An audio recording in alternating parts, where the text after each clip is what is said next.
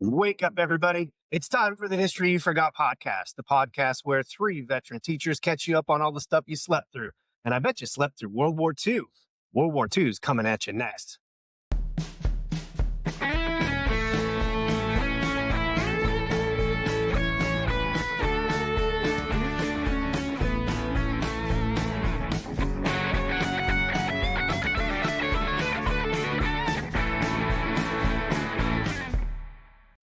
I'm Jason Schmoida. I'm Jason Jones. And I'm Jeff Breedlove. Welcome to History You Forgot podcast. My turn, I guess, to do the drink. Hey, we're hitting it right off the gate. Yeah, let's do it. Well, we could start with some. I know. I think it's a great idea. I think we need to do a drink. I was right? confirming. Like, this is the way to, especially with these bad boys. yeah. We'll explain here in a minute. World War II, right? Is our topic. World War II. So looking for a drink. This is probably the best named beverage that we have had so far. Apologize for my French, but it is the Suffering Bastard. And there's three of them right here. That's right. Yeah, suffering for sure. Sometimes, yeah. Invented, supposedly, story goes, right, by a Cairo bartender at a shepherd's hotel, right, where a lot of servicemen fighting in North Africa sort of took their leave or time, would come in hungover with bad alcohol, and the bartender came up with a drink that was supposed to help with their hangover cure, right? So it is 1.5 ounces of bourbon, 1.5 ounces of gin, a couple dashes of Angostura bitters. You've got some lime juice, and then you top it off with a ginger beer. Kind of sounds like it's maybe hair of the dog, not fix the hangover. I think it's a lot of hair of the dog. It smells a little bit like But hair the of story dog. then goes, I guess, became so popular that they started actually like shipping it to the front line so the soldiers would drink it. But yeah. Well, just to be fair, I have been the mixologist, and I've gotten accused of not putting enough in these. oh, I don't think I did. here we go. World War II. Cheers, World War Check II. this sucker out. Yeah. You know what? Got a lime juice kick in us. I think it's like that. Yeah. It's good.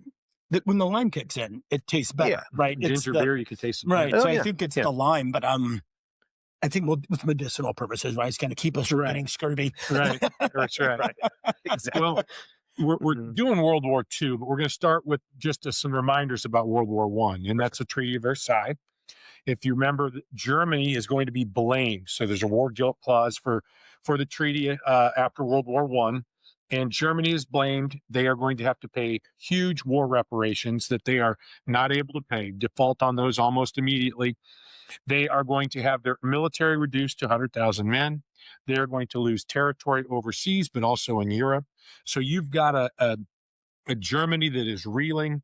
Then, of course, our last episode was about the Great Depression and economic troubles between the wars, which we know wasn't just the Depression, but there's lots of stuff going on. For sure. Hyperinflation in Germany, so on and so forth. If you haven't watched it, Please Watch watch it. Yeah, go check like it out. subscribe. Yeah, absolutely. But then you've got a guy who comes about in Germany. Obviously, everybody knows his name, Adolf Hitler, Oh, yeah. right? And he is going to start telling the German people, we are not going to follow the treaty. We are going to remilitarize. Sorry, that's a tongue twister. It came. have some more. Yeah, right. We are going to start bringing German people back together. We're not going to let the world separate us. That reuniting of the German ethnic right. faith, if there is one, right? Right. Germanism. Germanism. Yeah. And I'm going to bring jobs back, and I'm going to bring the economy back, and I'm going to do all these things. And I want to remind everybody, and everybody thinks that Hitler was the first fascist, but actually Benito Mussolini in Italy was, and Hitler learned a lot from Mussolini and then took it to the next level. So, so that's kind of where we're at the end of World War I. We know about the hyperinflation and the economics that is that's going on. Okay. So, hey, and then after Hitler starts remilitarizing Germany, you're going to see another country have a civil war. Right. And that country is Spain. Spain was not in World War I, was not a part of World War I, but they were definitely affected by the world economic issues, just like everybody, right? And so you've got a king in Spain who isn't a super powerful ruler, and you're going to start seeing people like a Hitler or Mussolini, a man named Francisco Franco, come to the forefront, and he is a fascist. And he turns to Germany and Italy and provides them an opportunity to practice war with all of their new technology. And that, of course, if you remember from your class, this is an important term in terms of World War II European theater fighting, the Blitzkrieg. Right. And the Blitzkrieg was you send in the Air Force and you bomb the area that you're trying to attack or invade. You follow that with armored units, tanks, which had greatly improved. And Germany arguably had the best in the world. And right behind the tanks were infantrymen. And you just overwhelmed your enemy. Lightning strike, Blitzkrieg. And so you've got that practice that happens. And then with economics coming back in the country, the military coming back in Germany, jobs. And Hitler literally employed men when they weren't supposed to remilitarize in these working corps groups, and they carried around shovels like rifles, if you remember. And so now, but he's militarizing now, and he's done all of this. He's practiced, and so now he is going to try to start unifying territory. Well, that's 1936. 36 to 39. For some reference, 36 to, and then the war. World War II really starts in World War II. 39. September 39. Yeah. Well, 37 if you start with Japan. Beating China, but 39, right? If you want European part of Germany. But I think the part about the Spanish Civil War we got to talk about too a little bit is that Franco is a fascist. For sure. Right. Yeah. So you have both Hitler and Mussolini siding with him in order to, they're called the nationalists, in order to take over and beat the Republicans. The U.S. doesn't take a side. Soviet Union doesn't take a side, but they're still clearly involved. But they are kind of uniquely anti-Nazi. So there are all sorts of great, was it Hemingway writes For Whom the Bell Tolls. Right. And they don't have to worry about Franco because he's not going to join the opposition. And you also have Hitler, who speaks out horribly against communism. For sure. Over and over. It's a constant Which is going to come up here in a second. It's going to come up here in a second. Yeah. But I think the other thing, if you guys remember too, is a great place to put a little picture up. Picasso's famous giant painting, right, Guernica, is about the Spanish Civil War, right? It is a horrific piece when you actually take a second and look at it, right? About a bombing of a city market, and the destruction that it causes, the Blitzkrieg, right? And Picasso paints this, and it's just epically sad. Most people look at it and don't know what it is. Right. I mean, it's I would recommend. There's a great video actually if you want to Google it. It like 2 minutes and it sort of slows it down and it pulls the cubist elements out. Oh, interesting. And so it shows like there's a bull and there's a woman with a baby and there's a broken statue, but with cubism, right? Well, in literature also, there's a lot of literature written about the Spanish Civil War as well. So, and there were, what'd you say, Jeff? You said like 30,000 U.S. and Russians that tried to aid the Republicans, but to no avail, right? I mean, they're called the International Brigade. So I think it's a lot of everybody, right? That isn't. Is German or Italian, right? And they're trying to help the Spanish, right? Because clearly everyone sees the writing on the wall with Franco. But to no avail. By 1939, right, the German and the Italian help for the Spanish gives Franco the upper hand. And if you at the end of the war, there's a lot of people who believe Franco harbored a lot of the Nazis as they led Germany.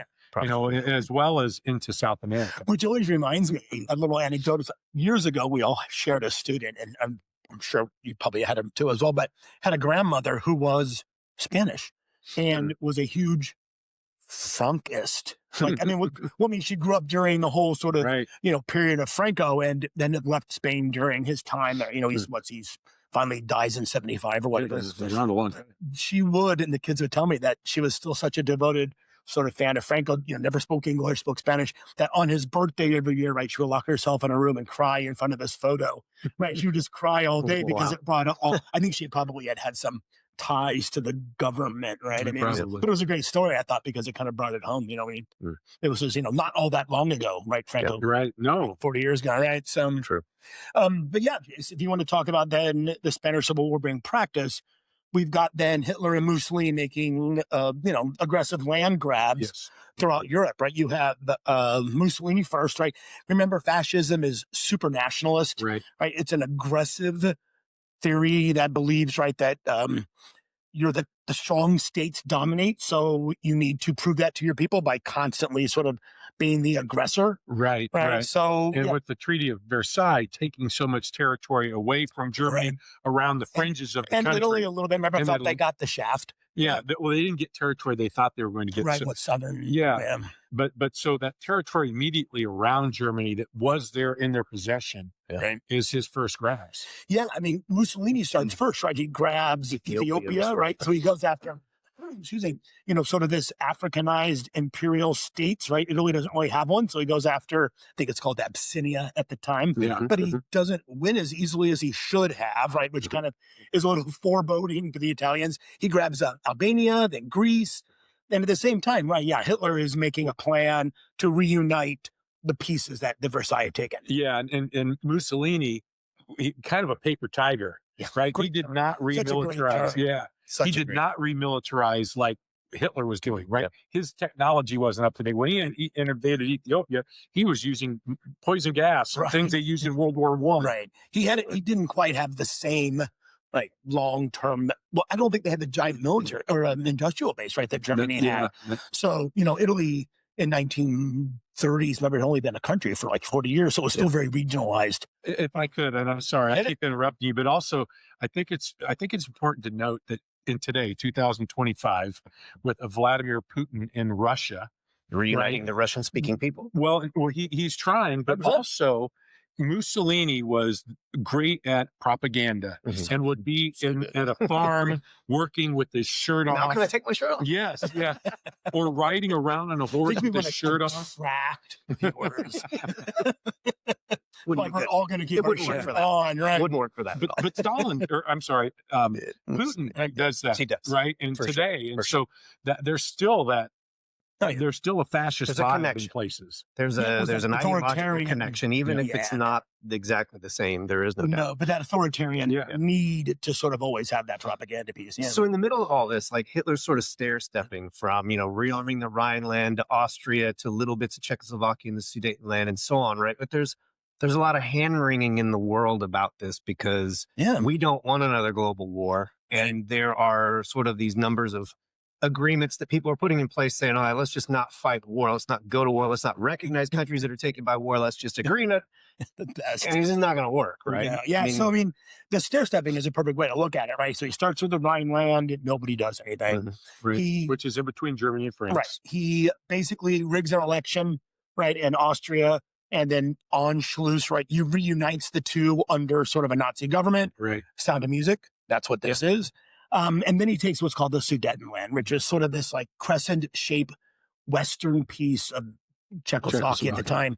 And it's got a lot of Germans in it, right? And so he's always able to say all he's doing is reuniting German-speaking people into the territory that they had before World War I.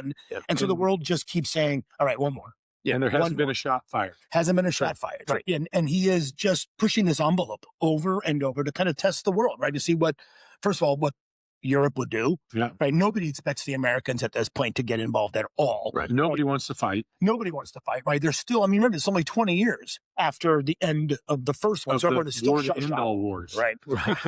So to speak. So with the Sudetenland, right, finally he pushes Europe to the edge. Because there have been, there's the Locarno Pact, there's Kellogg-Briand that don't do anything. They promise agree not to go to war. They promise not to do war. And Jason, are those are U.S. pushed? The U.S. is involved in some of them. Locarno is like resets. I remember, resets the western boundaries between Belgium, France, and Germany. So everyone's like, okay, and the Rhineland is sort of carved out of that. And then it doesn't really, though, reset the eastern boundaries, which is why eventually Hitler's going to be able to say, well, there really wasn't anything there. Because, Hitler's whole plan of Lebensraum, right, living spaces, he's going to push east. So it's a little worrying. Yeah, Kellogg-Briand, I think, is a French-British pact. The United States was involved. And they're going to. The United States at that time was signing or Soviet Union at this time. Yeah. The United States at that time was doing things like the Stimson Doctrine, which was that we won't recognize countries that are taken by force.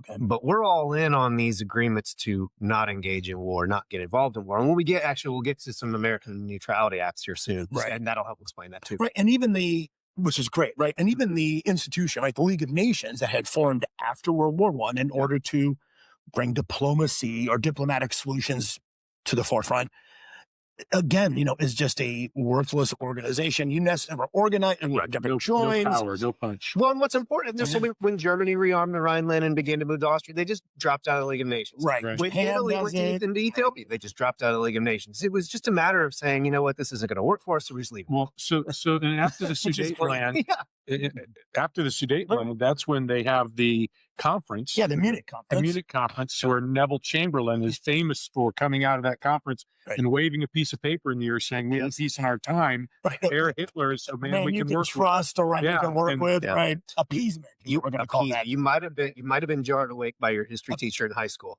Appeasement. Appeasement. Appeasement is the term. Right? And Jones is right. So there's that epic photo, right, that shows him doing this. Yeah.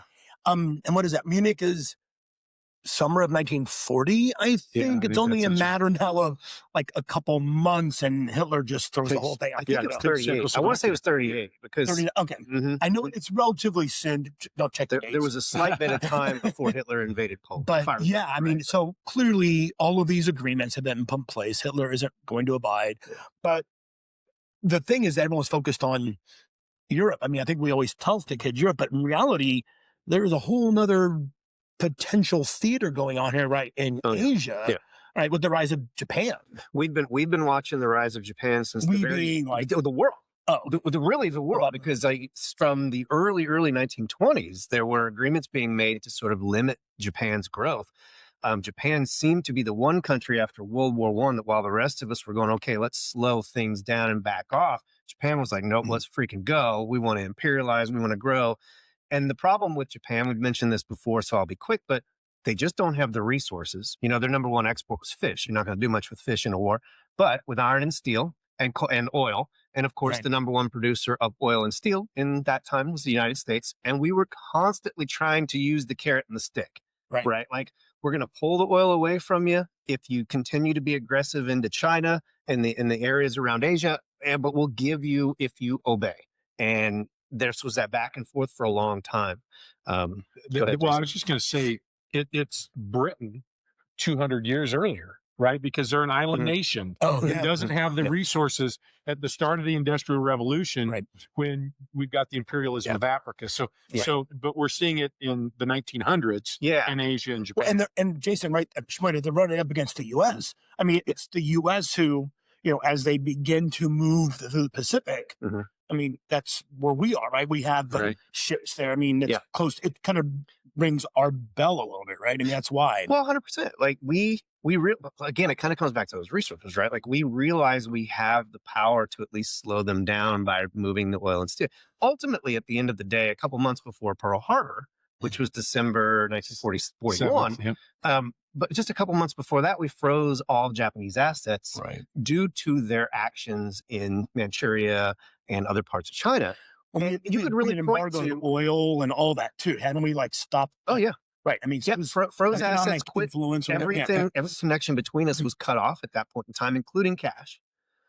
And so at that point, Japan was looking at the developing situation in Europe and looking at the situation with the United States and saying, are we going to be able to? Are we going to be complacent?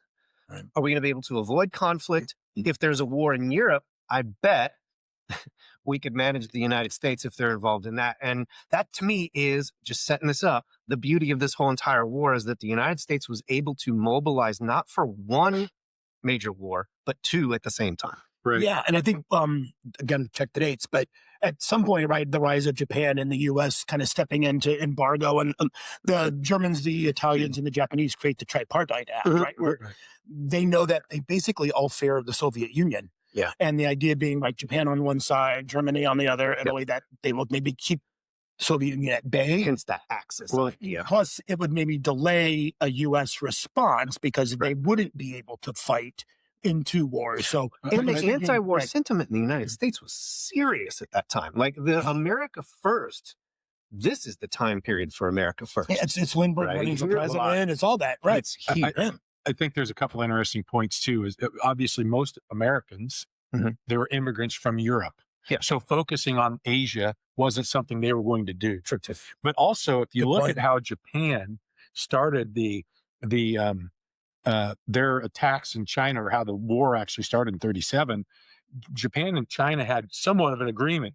Japan had laid railroad tracks in China to move iron, steel, those kinds of things, natural resources that they needed, coal. And they are going to fake an attack on their own railroad and blame China for it.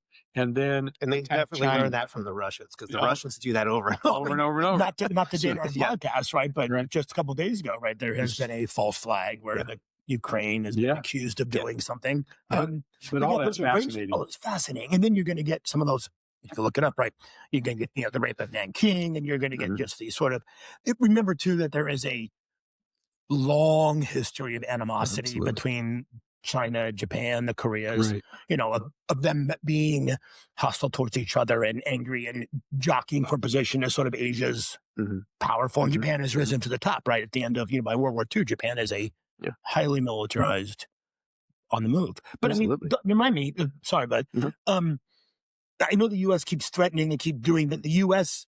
isn't necessarily like taking a stand in any kind of, they're just literally saying, hey, you can't go into Indochina. You can't take the Philippines. You can't, but there's nothing happening as a result. We're pulling oil and steel.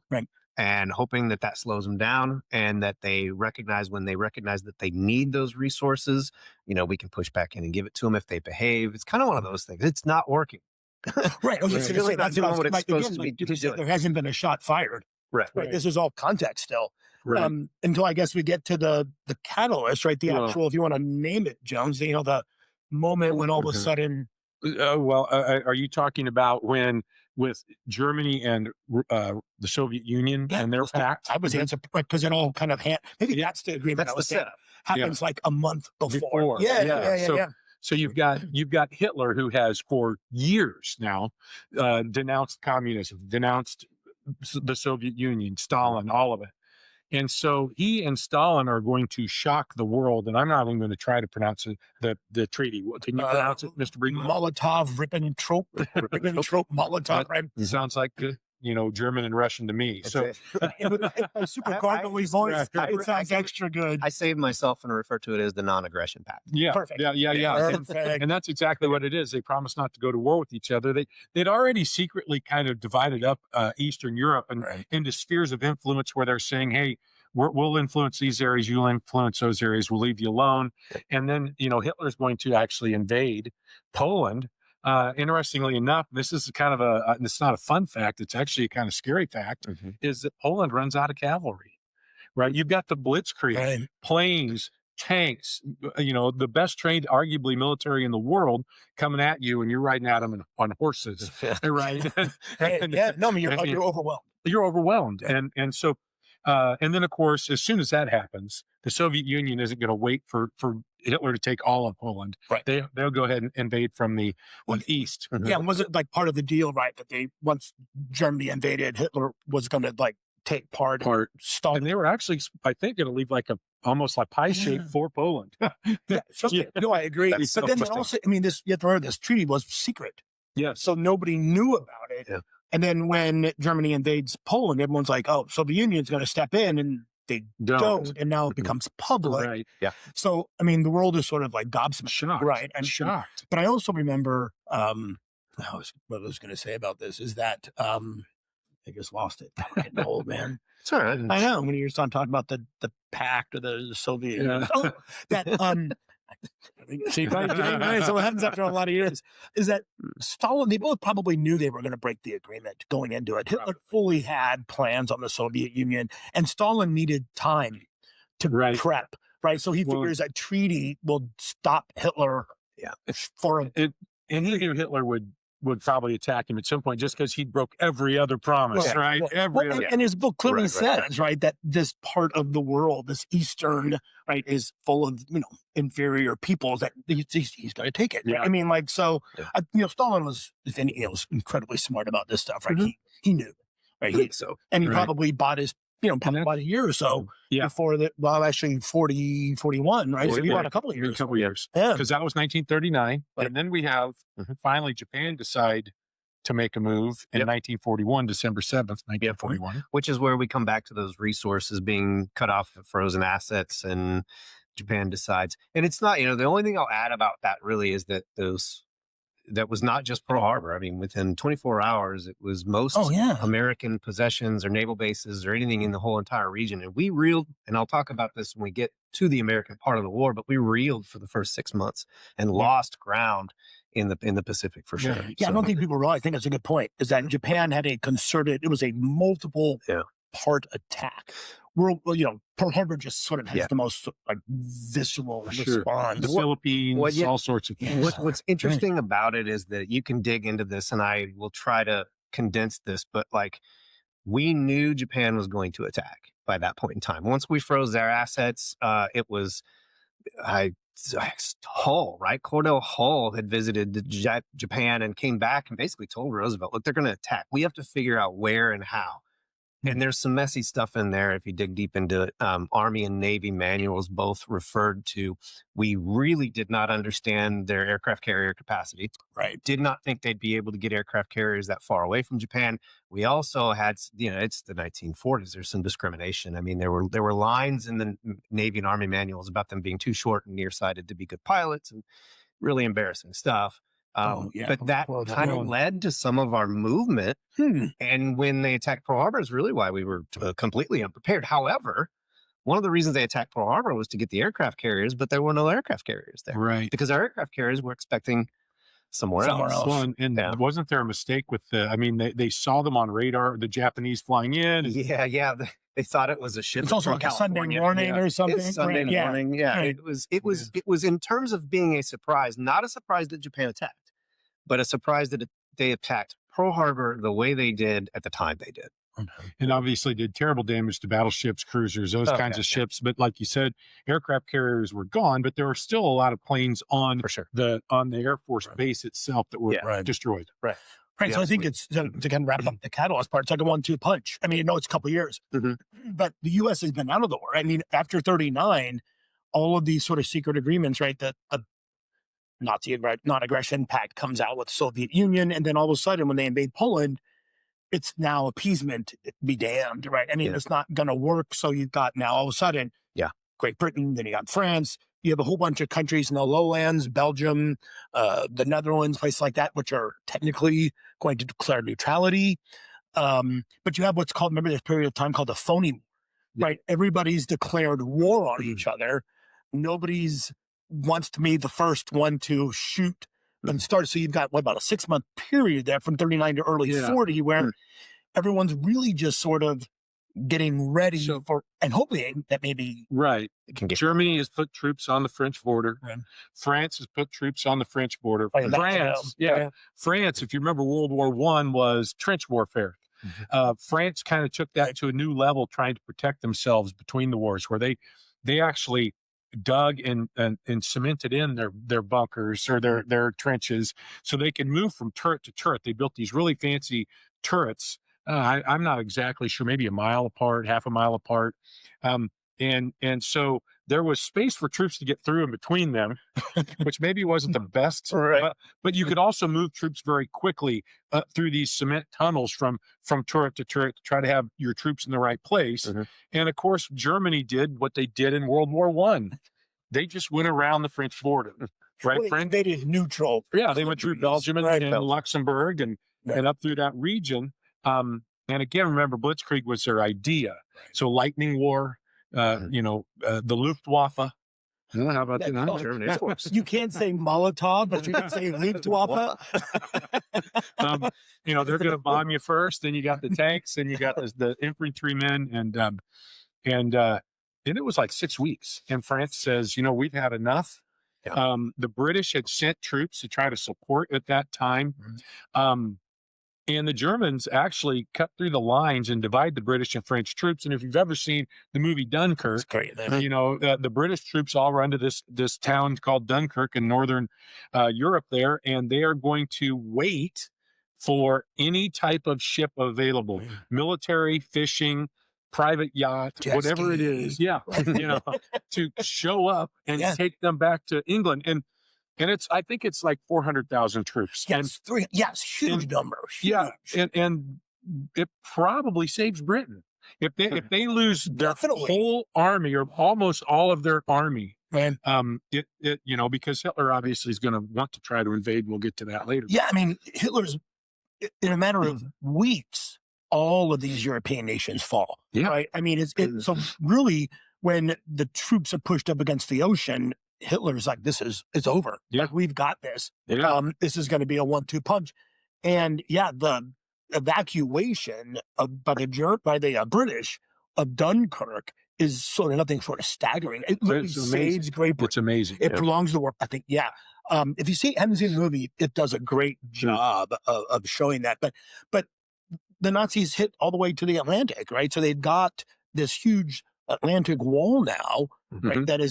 They've got it all except, right? They haven't got Great Britain. They haven't got the Soviet Union. They've got Spain that's a friend who isn't going to let anybody. Italy is a friend. Protecting that direction. Yeah, so I think you got to remember that if you're Hitler or the Germans, I mean, this is the fulfillment of what Hitler has said the whole time. Right. Right. Is that we have been falsely maligned and that we really are. I mean, look how quickly Europe fell over and over. Well, and one of the important parts of this is World War II is different than World War I because you really can't have a two-front war now. Right. Germany eliminated the front on the West. So now. Well, they've got a pact with the pact. Right now they've got a pact with the Soviets. Yep. And so it appears, that they're pretty set for now. And one thing too, and I am sorry, this is just in my brain. This is the best part.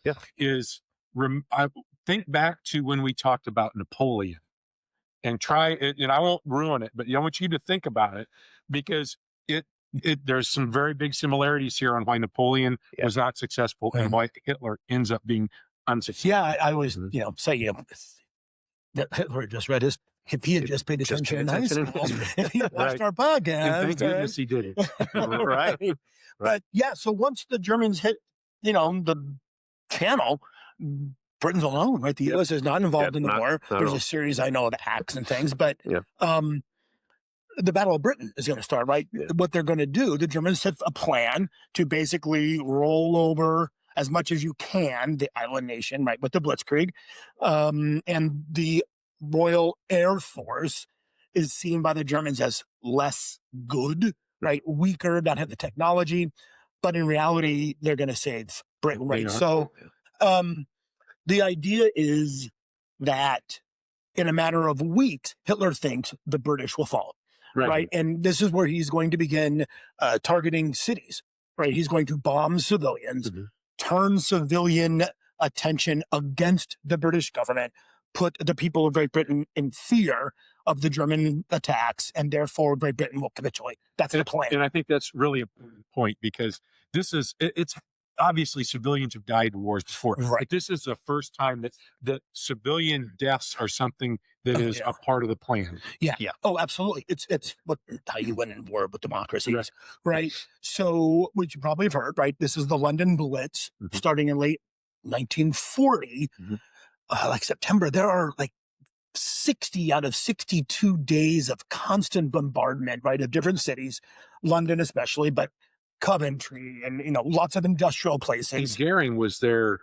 Wasn't it Goering that was the German Luftwaffe? Yeah, man, there's a name. Yeah. And he was a World War I ace. Yeah. Wow. Right? I mean, remember, that's a really good point. Remember, the young men who fought World War I, right, as foot soldiers are the leaders during, right, they're 20 years later. In World War Right. I mean, and all these generals now have come up that way. But the amazing thing is, right, and the Blitz it's a crazy time in British sort of nationalist history. They don't succumb, right? They rally together as a nation, right? There's a moment of sort of pure, right, united front. The damage is horrific. Hey, and if you've ever been to London and you've been in the tube or the underground, you were in the bomb shelters. Right. Yeah. Right. And something like 2 million houses are destroyed, 40,000 Londoners are killed. I mean, it is epic, right? We're not talking like the city of London this is also, again, we got all these great pop culture references here, right? Yeah. People in the city of London were then encouraged to send their children out into the countryside, right? We need to keep the young people. So, Lion, the Witch, and the Wardrobe. This is a really random thought, but was London Falling an 80s song? About London Calling. London Clash. Calling. London Clash. Calling. Oh, I was thinking about London Bridges I falling don't down. think it's quite the same. Is it London Bridges okay. falling down though? Is it? Yeah, I mean, yeah. I don't know. No, That's no, not that's a this, whole, like, right? I should have known Community that. The Clash was I the thought first concert I ever went to. There you go. And I had the word. You should have known that. I had the word. Some super fan. Yeah. So at that point, Churchill's kind of in a little bit of a bind, right? Yeah, Churchill first was to become prime minister because Mhm. appeasement fails, right? So Right. he's a wartime prime minister.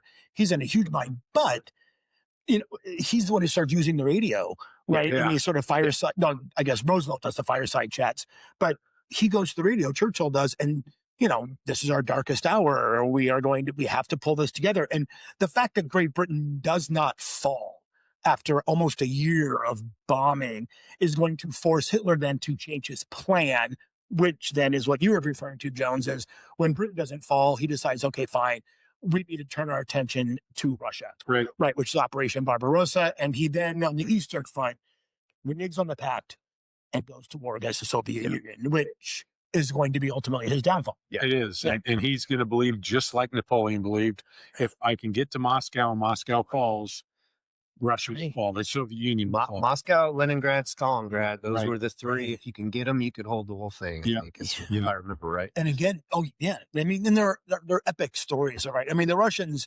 remember, have people, right? That's what Right. they can Mhm. outlast, right? What Leningrad is a 3-year siege, or Stalingrad is a 3. Mhm. Leningrad's a year. I mean, he's Yeah. basically surrounds and starves And- these people into submission, but they don't fall. Right? Well, The Soviet Union does not give up. And they literally, a soldier falls in front of them, and they pick up the weapon because they're not carrying one. Right.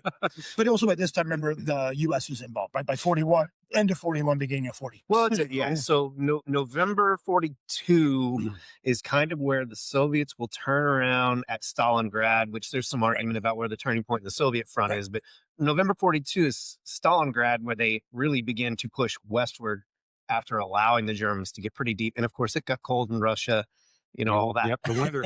The winter again. It was Yeah. November 42 when the United States first really set up in North Africa to help the Allies in North Africa.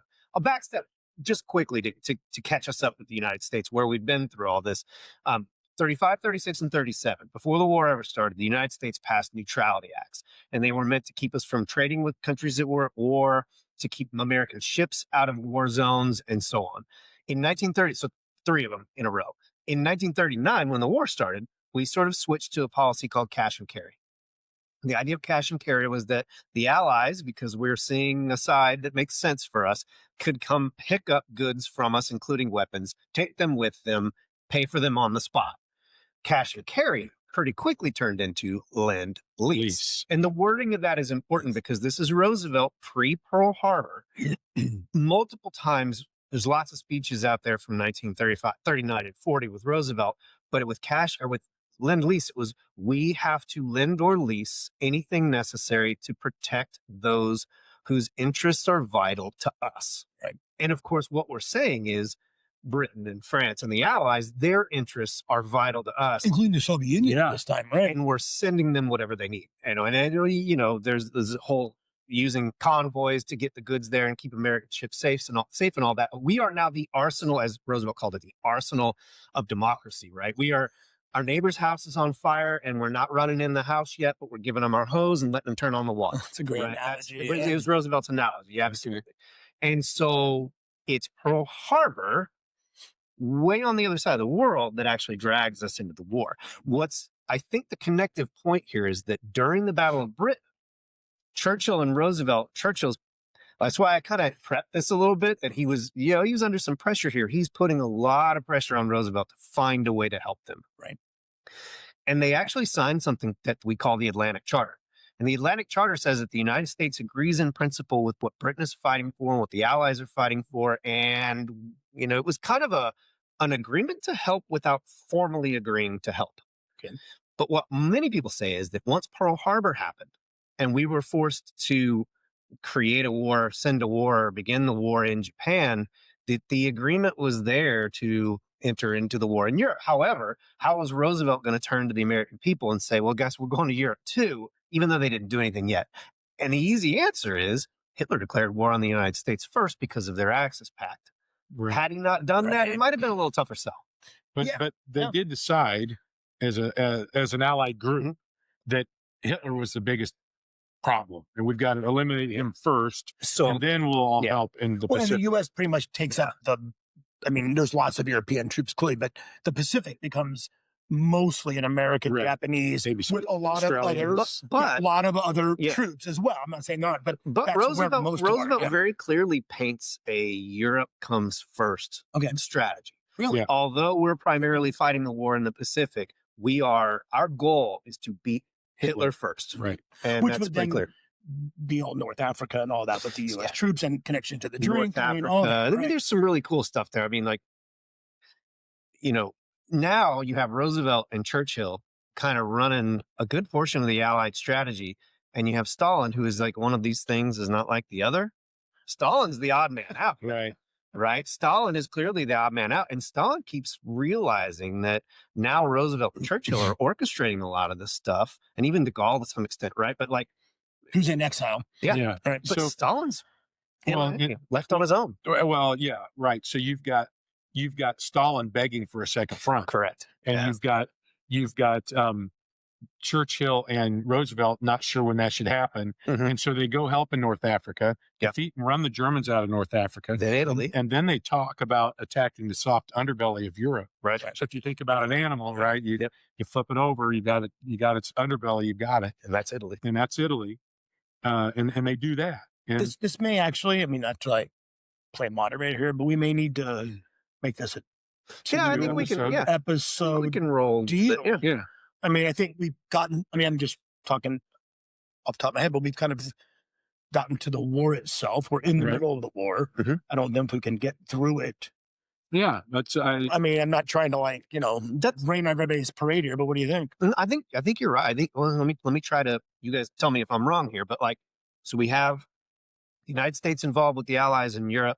We have the Russians with their front in the East, and we're going to end up, like you said, North Africa to Italy, and then we'll have D-Day, which is the invasion of France. So that's to come.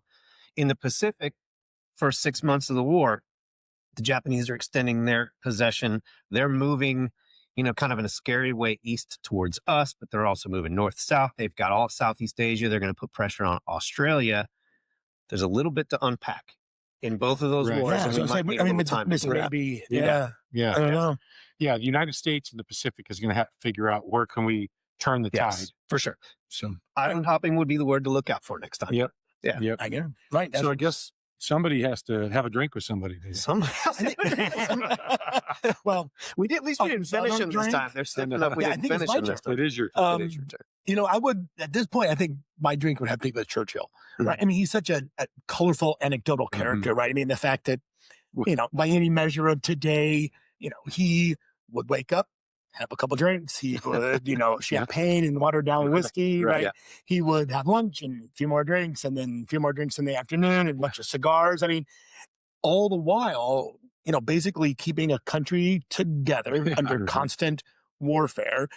There's all sorts of great stories about, the Enigma and the Bletchley Park, right, with the British success at actually discovering the German code. And, and supposedly, there's all sorts of stories where, there's cities that have been set out to be bombed, and did Churchill know ahead of time, and did he sacrifice a couple of cities in order to keep the code secret? I mean, I think the man is just fascinating. Well, the whole discussion that we were starting to have, that we will catch with the next episode for sure, is that opening of the second front. Stalin's alone, wants a second front, but yet North Africa turns into Italy. Then Italy turns into France. Right. And there's some suggestion, there's some suggestion from Stalin that we could invade from the south of him through Greece. Right. That's a Churchill thing, because that's where Churchill failed in World War I, right? That was a big deal for him. So asking him about how you did not want to repeat that. A lot of baggage. Right? A lot of baggage. Yeah, I mean, he's just such an epic character. Well, the great thing too about him is you could have had a drink with him anytime. That is very So when do you want to have the drink with him? It's like just wake up and have a drink with him. Right. I mean, I think he's one of my favorite of all of them. Right. Let me talk about a man up against the wall.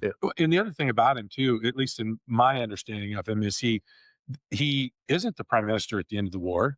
Attlee is, and he kind of just disappears. Yep. I mean, here's a guy who should be a hero, and he is. He is, but he's not. It's not like he's, at least somebody you hear about all the time. He's a wartime prime minister, Yeah. right? Perfect at the time.